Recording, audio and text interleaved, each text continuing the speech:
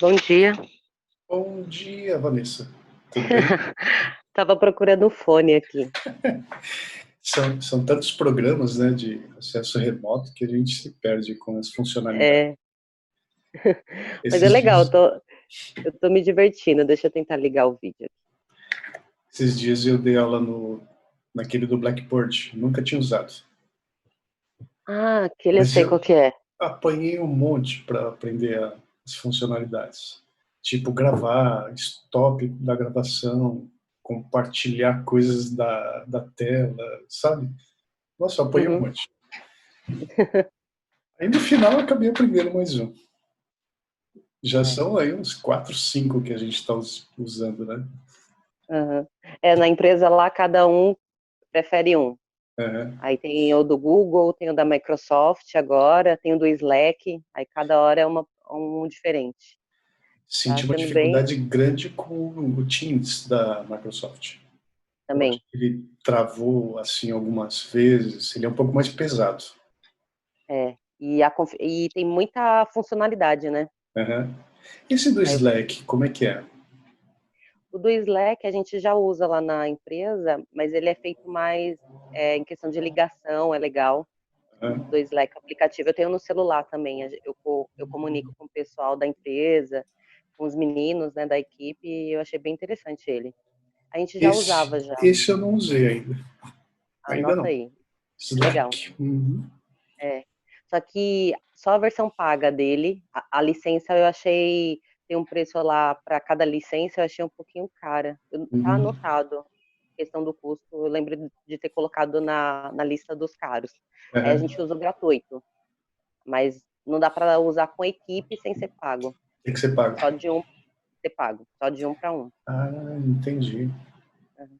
Quem começou a usar esse do Slack, eu fui procurar a história, foi o pessoal do New York Times. Ah, é mesmo? Era os correspondentes. Aí eles começaram a Interessante. usar, já faz um tempo, acho que uns 3 anos atrás. A ferramenta era usada pelos correspondentes, os jornalistas. Uhum. E vocês usam no time por alguma questão específica É do mais Slack? porque o Slack a gente começou desde o início, né? Eu tinha pedido para os Uhum. meninos instalarem no celular e também eu tinha pedido para, às vezes lá internamente a gente quer conversar, antes eles usavam o Skype, né? Aham. E eu peguei e falei, tinha conversado com o Renan, tinha perguntado se a gente não podia usar o Slack, porque em questão de código, você copia e Uhum. cola o código, o Skype, ele fica com, tipo, o asterisco, ele pega um emoji, né, e coloca uma Aham. estrela. Entendi. Aí ele não entende que é um código. Aí Entendi. algumas teclas, algumas letras do teclado, ele não entende perfeitamente. Aí eu acabei colocando o outro. É, se você discute muito código com a equipe, né, tem que ter esses cuidados, né? Tem. Aí dava muito problema. Aí eu falei, ah, não, o Skype não dá pra gente. Não Aham. para esse fim, né? Sem dúvida. Mas Bom, ajudou. desculpa. Não, ajudou bastante em questão da leitura do código. Aham.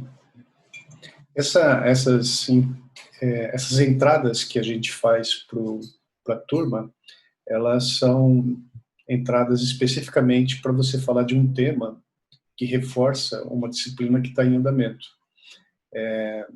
Agora que tem pouca movimentação na plataforma, geralmente eles consomem esse conteúdo gravado durante a semana e depois vão respondendo algumas atividades.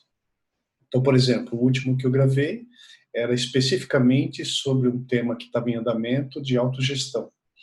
E tinha uma atividade em andamento, que era leitura de linha do tempo, e também um outro material chamado GTD, que é um material de conceito para gestão de tempo. A minha gravação foi falar desse tema e depois pedir que eles fizessem uma tarefa especificamente dentro do que eles já estavam fazendo. E hoje é uma, um bate-papo em cima de um tema que eles estão lendo. É um livro sobre internet, escrito pela Márcia e Percival. São dois Legal. brasileiros São dois brasileiros que escreveram um livro sobre a internet chamado Pássaros Voam em Bando. E eles contam assim, uma história bem interessante sobre a internet, que a história pega assim do século XVIII até o século XXI. Olha a cabeça desses dois caras, né? Uhum. E eles fazem assim eles percorrem, Vanessa, um assunto que poucos livros têm. Se você pesquisar a história da internet no Google, você não vai achar mais a história da internet, você vai achar pessoas falando sobre a internet. Uhum. Então, assim, como usa a internet? Você vai achar coisas nesse sentido. Você não vai achar ninguém escrevendo sobre a história desde o começo de comunicações de dados, que passa por telecomunicações e que faz toda aquela fundamentação de criação de protocolos, que vem de sistemas operacionais, que depois você caminha para a comunicação de dados em cima de protocolos, que dá o conceito de mensageria, e depois desse conceito você tem a construção do hipertexto, que vem para o www. Quer dizer, você perde essa capacidade de entender o que você faz hoje no sentido de quem desenvolve o sistema. Você não consegue explicar, inclusive, a funcionalidade do teu sistema em camadas. E agora, saindo da terceira camada, que é mais on-premise, para a camada 4, que é a internet. E daqui a pouco 5, que sabe lá Deus onde vai estar. Ou 6, não sei. Então, esse livro, ele é enorme. Ele tem 664 páginas. E a recomendação para o aluno que faz essa disciplina de internet é que ele pegue o livro e ele contextualize assim, pega as partes mais importantes. É claro que o iniciante ele tem que ler tudo isso daqui. Ele tem que comer isso, porque ele tem que saber exatamente de onde vem a internet e para onde vai. O cara que já tem mais habilidade, ele tem que pegar as partes mais importantes e tentar contextualizar com a realidade que o mercado vai pedir para ele. Então, se você imaginar um dev júnior, imagina que você contrata na sua equipe um dev júnior. Aí o cara senta lá e você precisa que ele faça uma coisa bem simples, tipo, verifique se aquele domínio existe. Sabe? Coisa bem básica. Legal. Se esse cara não tem noção do que se esse cara não teve uma base da história da internet, ele não sabe o que é domínio nesse contexto que você falou de internet. Ele pode confundir com outras disciplinas, por exemplo, da modelagem de dados, porque quando eu falo de domínio na modelagem de dados, eu estou falando de domínio de um atributo que você consideraria, por exemplo, assim, o domínio de estado civil para um atributo, que seria toda aquela classificação de estado civil. Aquilo é um contexto de domínio.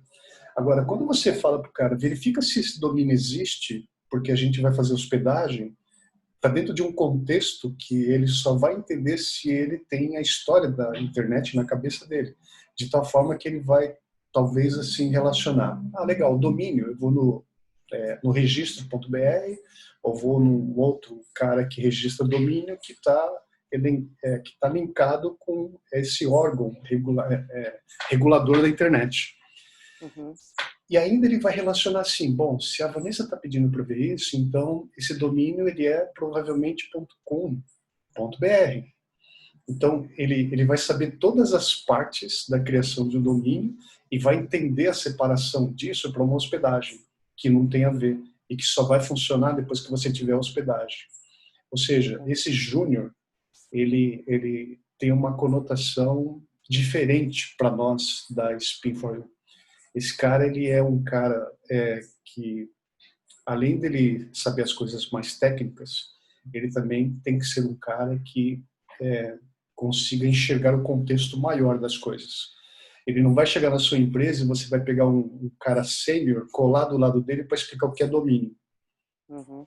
E isso acontece muito dentro das empresas. Não sei se você tem passado por isso. Muito. Na verdade, esses dias eu estava explicando o que era um subdomínio. Tá vendo? Porque... Essa semana, Vanessa, eu estava conversando com 2 empresas, apresentando a Spin for You para eles. Os caras Uhum. curtiram muito a ideia, né? E é engraçado que eles batem em coisas como essa que a gente está falando aqui. Tipo assim, eu tô cansado de contratar gente que vem das escolas e chega aqui eu tenho que explicar as coisas mais fundamentais. Uhum. Porque as escolas, você sabe, tanto quanto eu, elas ensinam as coisas superficialmente, e muitas vezes pela própria pressão do aluno de querer aprender aquilo. O cara não quer aprender o conceito para depois fazer aquilo. A pressa do cara é, beleza, aonde que é o site? Vai lá, que nome que você quer? E ele fica te perguntando a todo momento, né? Que nome que Uhum. você quer? Esse nome é ponto .br? Legal. Agora eu vou para o Hostnet, eu vou Hostgate. Qual que você prefere? Aí você tem que responder, né? O que você Uhum. prefere? Chega dentro da hospedagem, vem cá, você vai usar PHP? PHP você vai usar com o quê? Com MySQL?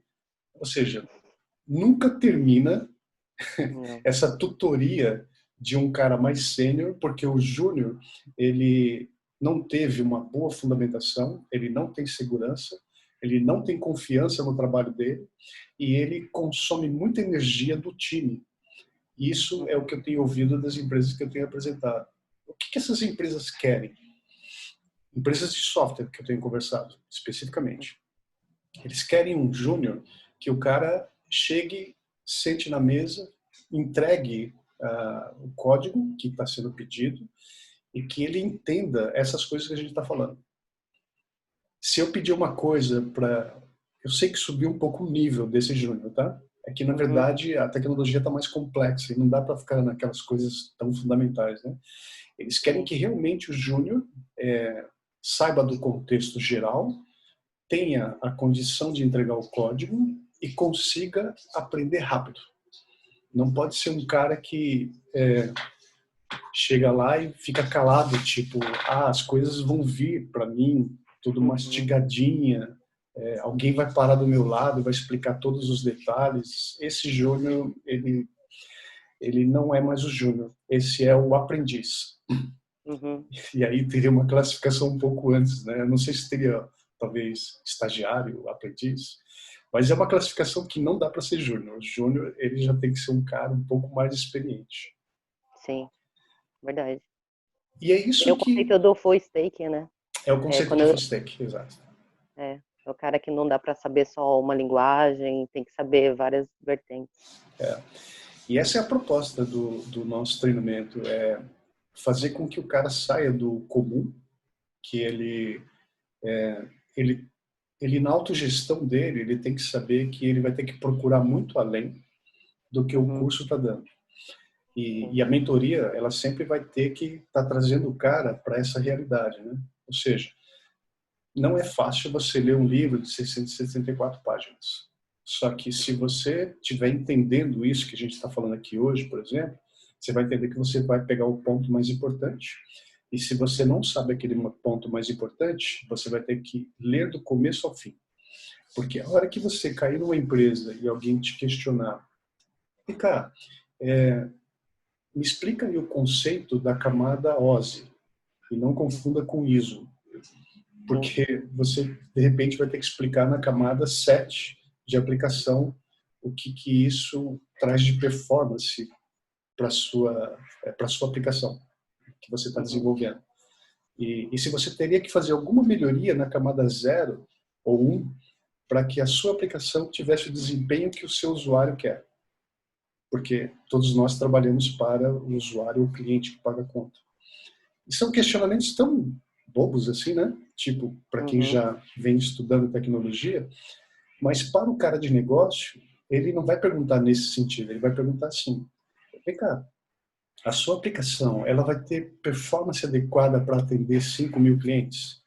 e você vai pensar, nossa, aonde que eu coloco isso, né? E se for dentro da empresa, o que que essa empresa tem que ter de sustentação para suportar uma performance para 5 mil clientes?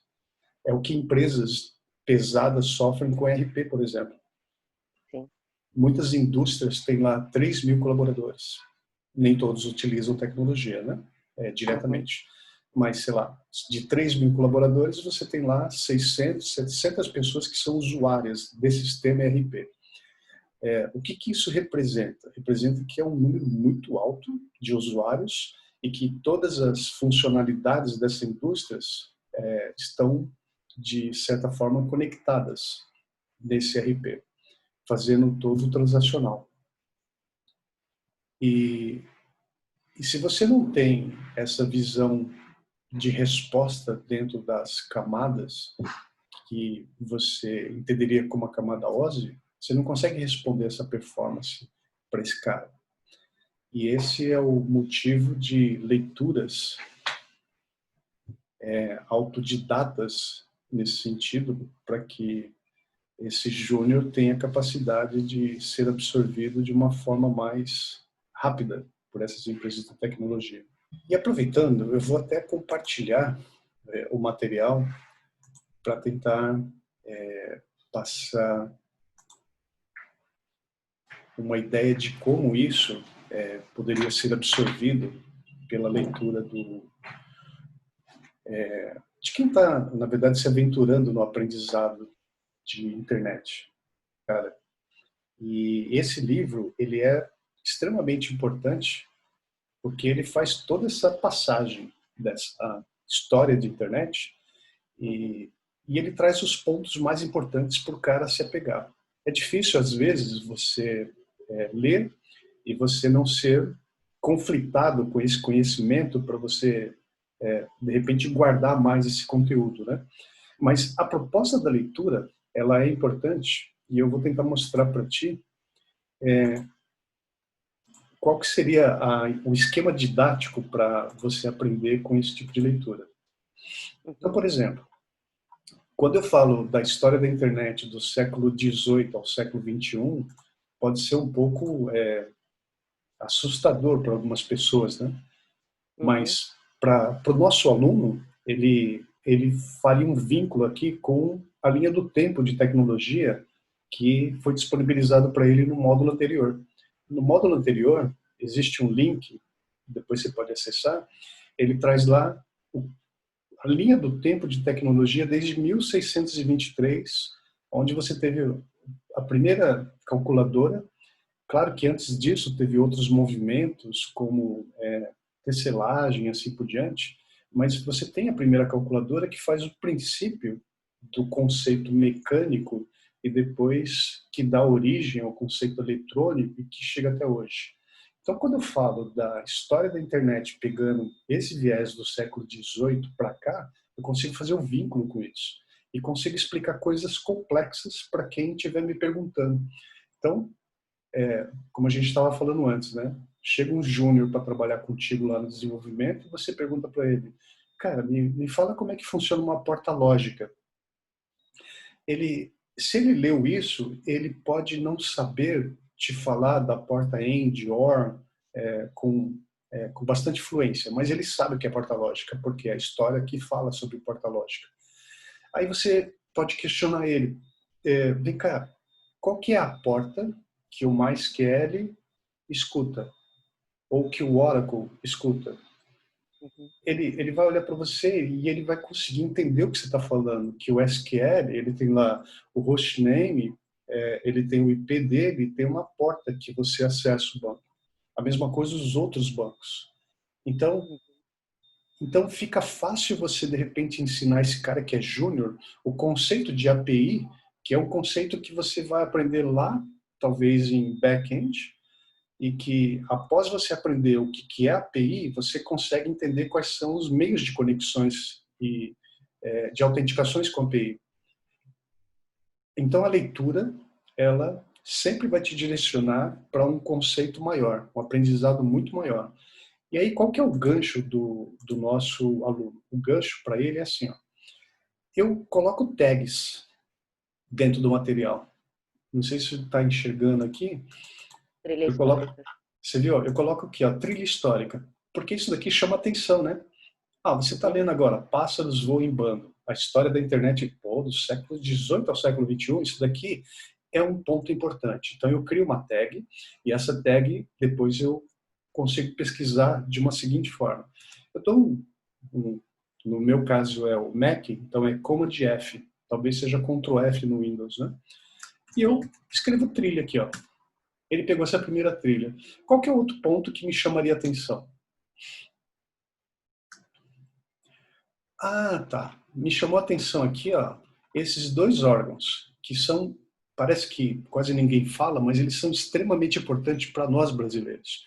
Porque o Núcleo de Informação e Coordenação e também o gestor da internet no Brasil são órgãos que basicamente eles fundamentaram todo o backbone das universidades no Brasil. Esses caras escrevem conteúdo sobre redes que é assim, ó, de altíssima qualidade. Eu já usei em curso de redes, inclusive, para dar aula técnica, falando do conceito do backbone que eles criaram. E hoje, se você quiser saber quantos usuários tem de internet no Brasil, esses caras têm pesquisa, e uma pesquisa muito bem detalhada sobre isso. Então, dois órgãos extremamente importantes, e que regulam aquele nosso assunto anterior, que era a criação de domínio. Esses caras escreveram, eles fundamentaram, junto com outros órgãos, a questão de domínio. .com.br, adv, adm.br e assim por diante. E aí eu vou passando pelas trilhas. Puxa, ARPANET. Bom, talvez não se discuta tanto o ARPANET nem o DAPA, mas quando você estuda o conceito da fundamentação de sistemas operacionais, das coisas mais importantes para a máquina funcionar, basicamente veio tudo desses órgãos. Então, saber que um sistema operacional Unix, por exemplo, nasceu de um projeto anterior, que teve a sua origem dentro de um órgão que era da defesa americana, que queria um sistema operacional que utilizasse recursos de compartilhamento de memória no sistema operacional e que investiu para isso, te dá uma argumentação, né, de você falar além de um júnior, né? Sim. E essa visão que o aluno precisa buscar.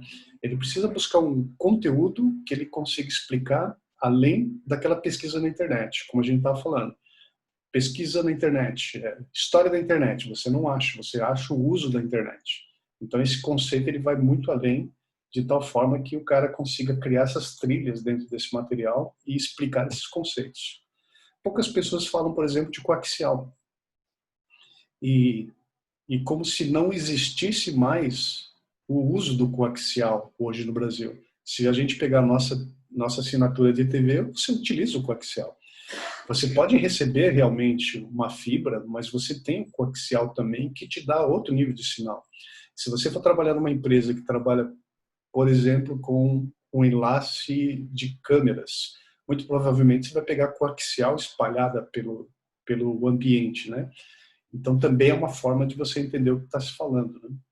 A camada OSI e ISO que a gente estava falando. Então você vai criando dentro do documento essas tags que vão te dando a capacidade de pesquisar depois os pontos mais importantes e que te dê um embasamento para você também explicar sobre isso. Agora, além de você passar por tudo isso, você depois começa a ter a capacidade de explicar efetivamente como é o teu trabalho utilizando a internet.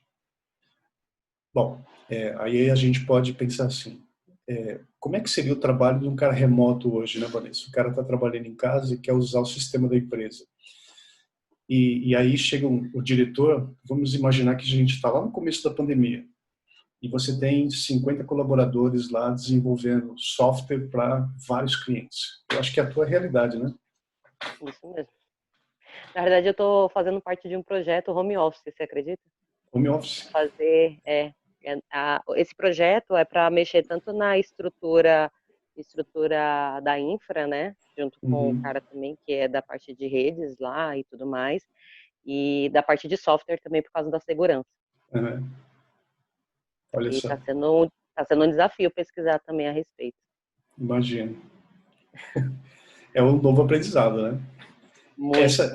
Isso é legal, né? Um projeto novo, ele vai te desafiar a novos aprendizados. Dá um pouco de trabalho, mas depois também o aprendizado é seu, né? Então, nessa situação, eu vejo muito isso no começo dessa pandemia. Várias empresas que são de tecnologia tiveram dificuldade, por exemplo, de preparar um plano adequado de continuidade para os seus colaboradores em casa. Porque não pensavam nisso, né? O cara vai para casa, leva o notebook e acessa pela internet. Opa, peraí. Internet diretamente acessando a sua base de dados, é meio complicado isso, né? E aí eu vi algumas empresas correndo para, vamos colocar todo mundo em VPN, né? Mas colocar todo mundo em VPN significa também levantar um servidor que autentica os clientes VPN. E aí você tem que colocar cliente em todas as máquinas dos seus colaboradores, levantar um servidor. Eventualmente, você não acha um software VPN gratuito para essa quantidade de pessoas. Então, é todo um plano com base num conceito que já está aí, mas que você precisa de alguém que dê a direção disso tudo. E, além disso, você coloca lá o colaborador para trabalhar em casa, o seu desenvolvedor, e, de repente, esse cara não sabe nada sobre VPN. E se ele tem dificuldade de entender isso, ele provavelmente vai ficar de mãos atadas com alguns recursos, porque quando você fecha o tunelamento de VPN, você não tem a navegação livre da sua máquina para a internet, porque você está fechado num túnel. E, eventualmente, até os seus e-mails particulares você deixa de receber, porque nesse tunelamento você está saindo pela internet do seu empregador, porque a sua conexão é segura, né? E ela tem que garantir que o que você está recebendo é pelo gateway do seu empregador. E as aplicações que você acessa, elas estão dentro daquele mundo corporativo. Então, a sua casa, o seu computador deixa de existir e agora você está dentro de um mundo diferente, que é o mundo corporativo.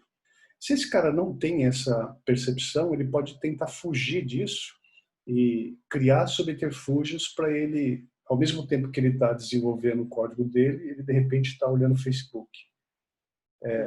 E aí ele pode trazer algumas fragilidades para dentro desse ambiente, né? Estou falando de uma situação de burlar mesmo o VPN por alguma outra possibilidade de saída que alguns fazem. Não quero citar o nome para não facilitar para ninguém também, né? Mas eu conheço. Você conhece, ótimo. Eu conheço porque a gente pegou alguns casos, viu? Né? Infelizmente. Infelizmente. Pro mal sempre tem, né? Essas pessoas que estudam um pouco mais, né?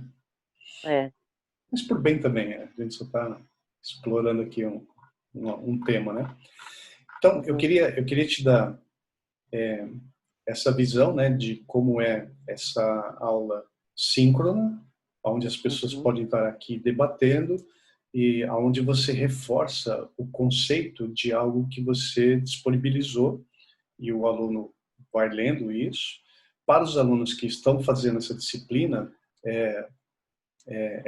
essa gravação serve para eles, né? Provavelmente eles vão estar vendo em algum outro momento, porque também tem prazo as tarefas, né? Então, tem que ler isso, tem que se habituar com o conceito que está aqui, tem que ter depois a habilidade de responder algumas coisas que vão fazer parte da entrega dele na vida real. Tem uma vaga recente, por exemplo, para um cara que seria web designer. Só que esse web designer, além dele ter todo o conceito de front-end, ele também tem que ser um cara que entenda de requisitos, porque o cliente tem dificuldade de explicar as coisas que ele quer. É um cara que já está no mercado há muito tempo, esse cara que está necessitando desse front-end. Mas ele tem dificuldade de fazer o encontro do negócio físico dele com o negócio virtual. Então, ele não vai conseguir dizer assim para imagina esse profissional, esse aluno, por exemplo, eu quero que você coloque para mim um domínio que faça hospedagem em tal lugar, que utilize o banco de dados tal, que tenha segurança X, que seja criptografado, que me dê um e-mail com capacidade X e que seja com anti-spam. Meu, o cara não vai ter condições de fazer nada disso. Então, o aluno que está aprendendo com a gente, na nossa forma de certificação, ele vai ter que ter habilidade de, ok, eu sou um front-end, faço web design e tal, só que eu também tenho que ter habilidade de ter essa compreensão do negócio do cliente, fazer um bom levantamento de requisitos, especificando cada detalhe, funcionais, não funcionais. Vou ter que fazer um mock-up disso, vou ter que apresentar para o cara e falar, cara, você gostou disso? Tal. As informações que você quer, se você estiver capturando informações do seu cliente, essas informações não são demais por causa agora da proteção de dados. Você não está capturando informações que você depois vai ter mais risco para o seu negócio. Então, esse cara ele vai ser um cara diferente. Ela tem que ser bastante focada numa boa leitura, depois num bom bate-papo, para que você consiga mostrar esses pontos que o aluno vai ter que ficar atento depois. Então, observa, tem um texto, é um texto denso, que trata de uma história, mas ele é um texto não complexo, porque ele fala de passo a passo da história, mostrando aspectos do passo a passo da história. Ele não vai especificamente num ponto técnico para o cara aprender a instalar uma VPN, mas ele dá um conceito. E esse conceito é que permite que o aluno depois vá para uma aplicação e consiga entender o que ele está fazendo, né? E se a gente fosse falar de uma outra disciplina, o cara está estudando Java, bacana. A suposição que nós, professores, fazemos se o cara está estudando Java, ele já tem um conceito de classe, de orientação a objeto, de herança. Então, esse conceito, que é um pré-requisito, não é uma coisa que você vai ter que discutir novamente, porque aqui agora você vai numa pegada, né, mais complexa. Agora, se você estiver dando aula, ele está naquele momento de orientação a objeto, que é uma disciplina, aí sim. Aí você estaria falando até fazendo abstrações paralelas para o cara entender que o que ele está estudando poderia ser desse jeito, poderia ser de um outro jeito, até que ele consiga, na forma de aprender dele, compreender o que é a orientação a objeto, para que depois ele vá para a linguagem propriamente dita. Nesse livro, ele tem uma coisa que, não sei se você já teve a oportunidade de mexer, que é assim, você quer saber, você quer entender de cabeçalho de e-mail, da onde que veio o e-mail para fazer rastreabilidade, por exemplo, para fazer aquela trilha de segurança, que é basicamente entender da onde que está vindo o ataque, né? Esse livro é interessante porque como ele é um livro que conta a história da internet, ele pega todo o conceito de protocolos, de SMTP, de POP e tal, e ele chega exatamente nesse aspecto de como entra a mensagem e desdobra toda aquela estrutura de informações da mensagem e te dá o cabeçalho, te dá as outras informações, de tal forma que você consegue olhar e entender, bacana. Então, a composição da mensagem é como se você estivesse tirando do pacote TCP/IP, trazendo para sua tela toda desdobrada e enxergando como ela se compõe. E aí você consegue entender que o atacante ele utiliza um e-mail, ele utiliza um IP específico, e aí o anti-spam que reconhece isso pode barrar esse IP porque ele já está numa lista, num blacklist, por exemplo.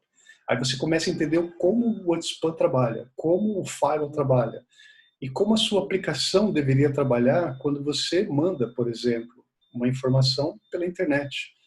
Porque se você consegue ler um pacote, o que você está passando de informação para o cliente, do seu cliente para o seu servidor, poderia ser capturado, né, por algum hacker. E aí você consegue entender como você protege isso. Então, essas marcações aqui e entendendo as importâncias dos temas que você vai lendo, elas vão te permitindo criar lógica dentro da sua cabeça de como as coisas funcionam. É isso que eu acho legal dentro de livro. Eu não leio mais livro físico. Quer dizer, entre Ai, por que aspas. não? Entre aspas. Olha só. Não sei se Lê você está sim vendo. aí, ó. Tô vendo. Calma aí que eu vou pegar aqui o meu da cabeceira também. Tem 600 e poucas páginas, calma aí. Isso. Eu coloquei, tá lá na mesinha, lá perto do computador. Eu tava lendo esses dias. Tá perto do computador lá que eu coloquei. E isso é muito legal, porque os materiais que eu gosto de imprimir e deixar assim, eu geralmente vou marcando as páginas como se eu estivesse vendo o próprio PDF. Então, Legal. quando ele é físico, eu ainda achuro em amarelo, com marca-texto, os pontos mais importantes. Quando é PDF, eu faço essas trilhas e também eu marco o texto. Aí depois eu consigo pesquisar rapidamente. Não consigo entender mais aquele conceito do protocolo X. Protocolo. Porque ele fica com nomes assim categorizados, né? E aí eu consigo rapidamente pegar. Ó, último. Esse daqui é um dos livros que eu tô lendo, é capa dura. Dá pra ver? Princípios Do Rei Dalio. Rei Dalio. Nossa. Isso. Aí ele tem todos os princípios. Eu achei muito legal. Ele tem umas marcações. Eu tô bem no início dele. Mas estou falando muito de finanças, não tá? Tipo Sim, Fed, Banco bastante. Fed. E eu não gosto muito quando as pessoas têm algumas palavras que eu vou anotando no caderno. Tudo que eu vou Uhum. ouvindo, né? Tanto da nossa área quanto do jornal. Fala muito a respeito de. Agora está se falando bastante da economia, finanças, tal. Uhum. Aí eu comecei a falar assim: eu vou pegar um livro, talvez esse é de finanças, né? Uhum. Que seja um pouco mais didático. E aí eu tô aprendendo a história do que é realmente o Fed, o que é o banco. Eu achei bem legal, assim. Aí eu pego alguns livros nada a ver. Tem um monte de livro aqui na prateleira que tem de, tem de psicologia, é Uhum. tudo variado os livros. Eu também tenho bastante livro também de mais físico, né? Tem um Uhum. do Java. Eu fui comprando os livros que eu pegava na biblioteca lá, eu gostava, eu acabava comprando depois também. Uhum. Eu tenho os livros físicos que eu tenho, eles são mais técnicos também, talvez Então. mais complexo, né? Aí você acaba Uhum. guardando os mais complexos assim. Você gosta de rever? Eu gosto de rever Eu depois. gosto de rever, eu gosto. Também.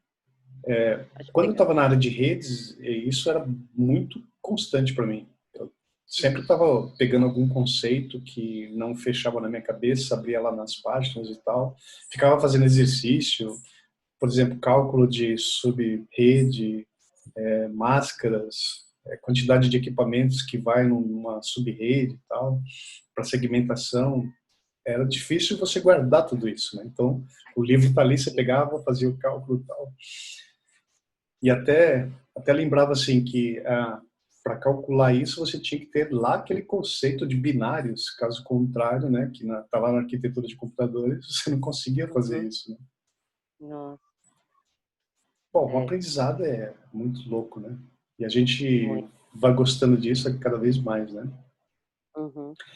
Então, essa é a nossa proposta, Vanessa. A nossa proposta é de colocar um conteúdo e trazendo um contexto expandido desse conteúdo, além do que o cara está aprendendo, né? Uhum. E de tal forma que ele entenda que não é uma caixinha, não é uma coisa assim que você, como se fosse um curso online, né? Que você aprende esse, e você chega aqui, tem um certificado e você aprendeu. Na verdade, você não aprendeu nada. Você só Uhum. está no começo da caminhada, né? E essa Sim. discussão aqui sobre o conteúdo, ou te dando visões do que você atinge com esse conteúdo, é que te dá a capacidade de fazer a transição na prática. Uhum. Quando você vai para a prática, esse conteúdo que foi discutido, debatido ao longo do treinamento, chegou na prática, aquilo é comum para você, porque você discutiu. Isso te dá a capacidade de confirmar que você tem experiência. Diferente de você contratar um júnior que contratou, coloca ele na mesa e fica lá assim.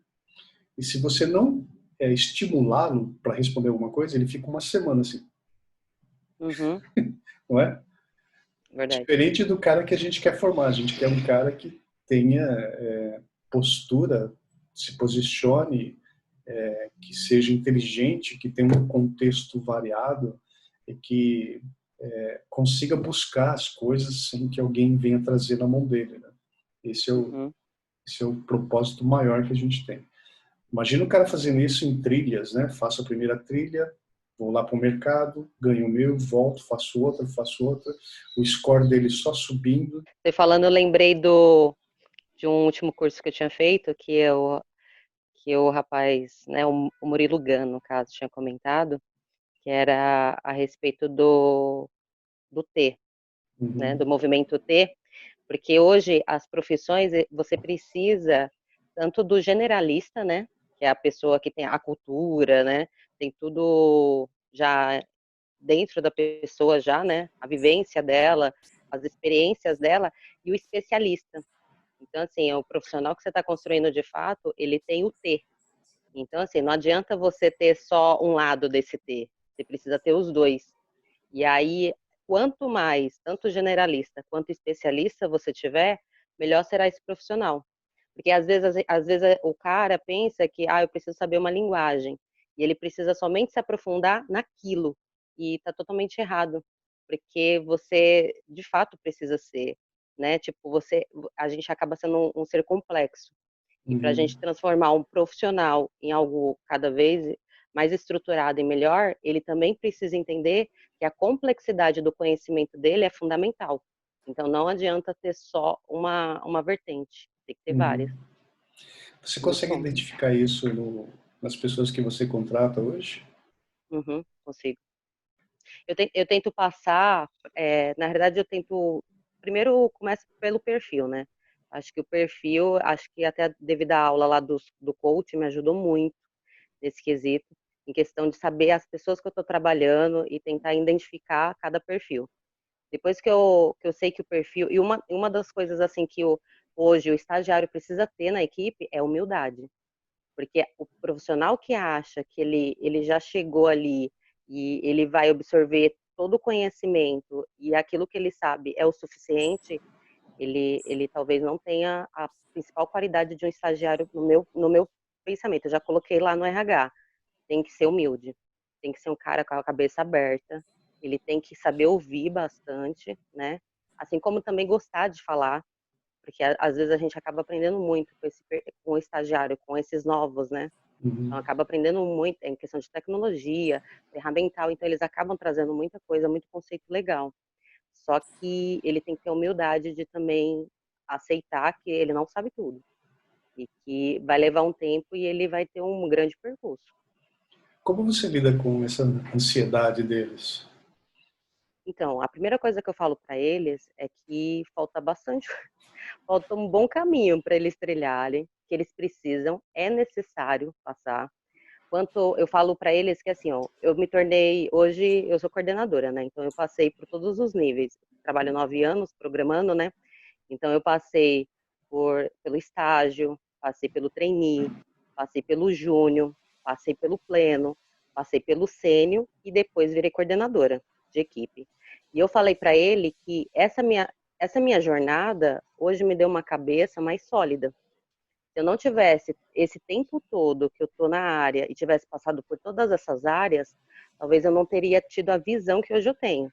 Porque eu sei que cada uma dessas etapas, elas são fundamentais para hoje, quando eles pedem, quando o diretor da empresa ou o dono da empresa vem conversar comigo e vem pedir uma solução, eu ter tanta segurança de poder passar para esse dono, né? E eu falo, hoje eu ainda não me considero o profissional mais perfeito do mundo, porque você tem que ter a humildade de saber que você sempre vai precisar aprender.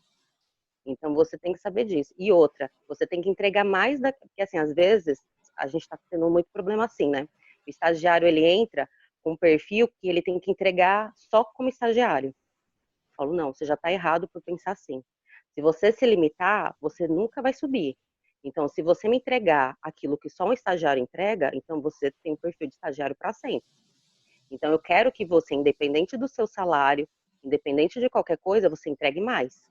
Então, para você conseguir subir, para você conseguir se destacar, você tem que fazer coisas que você não está familiarizado. Legal. Bom, espero que tenha ajudado essa introdução Sim, aqui à matéria, né? E provavelmente você vai fazer uma na sequência quando você tiver o seu conteúdo postado, né? Aí sim, a sua intervenção ela vai ser nesse sentido, de falar sobre o tá. contexto, né? Dando algumas pitadas mais práticas, se Uhum, tiver algum questionamento. Na verdade, provavelmente eu vou estar contigo, né? Então eu que vou questionar algumas coisas para a gente deixar na plataforma. certeza. Obrigado pela sua participação, tá?